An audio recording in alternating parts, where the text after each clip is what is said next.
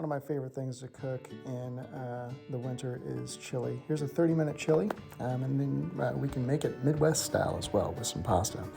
All right, so here's the ingredients I got. I'm gonna go ahead and list these out in the description list, but kind of go through here. We've got some ground beef, some diced tomatoes in a can, some kidney beans, some wonderful seasonings. I've got a homemade beef broth right over next to us, and some veggies that are gonna go in there as well. Red pepper, onions, some sweet orange party peppers, and celery. All right, let's get to it. Let's go ahead and chop up our vegetables. I use the top part of the celery to get that nice leafy mix. I'm going to take my spices. I'm going to separate them out into two different bowls, and then I'm going to add the garlic, salt, pepper into the ground beef. I'm going to go ahead and mix that thoroughly through. Set to the side, I'm going to go ahead and strain out my kidney beans into a bowl. I'm going to take that strained juice out of the can and my beef broth and mix that together for a little bit later, and I'll show you how here in a second.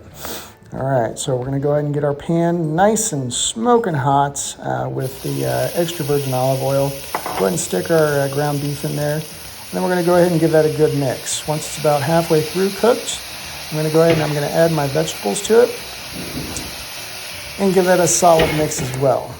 Once the ground beef is all the way cooked through, I'm going to add in the rest of my seasoning, my cumin, my thyme, and my chili powder. Give that a good mix, cook it for about 5 more minutes. Now I'm going to add in that bean broth and beef broth.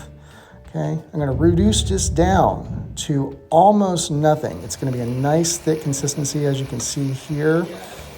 And we're going to go ahead and add our beans in. I'm going to give that a good mix. Cook that for about 3 minutes. Add in my diced tomatoes.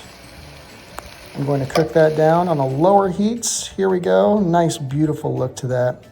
And then I'm going to add about 2 more cups of water, and I'm going to season it the rest of the way with salt and pepper to taste. This is a delicious dish, guys. Again, you can either serve it the traditional way, or you can serve it my Midwestern way, which is with pasta. I always cook my pasta in a broth. This time I cooked it in a nice beef broth, which gave it a wonderful taste. Guys, enjoy.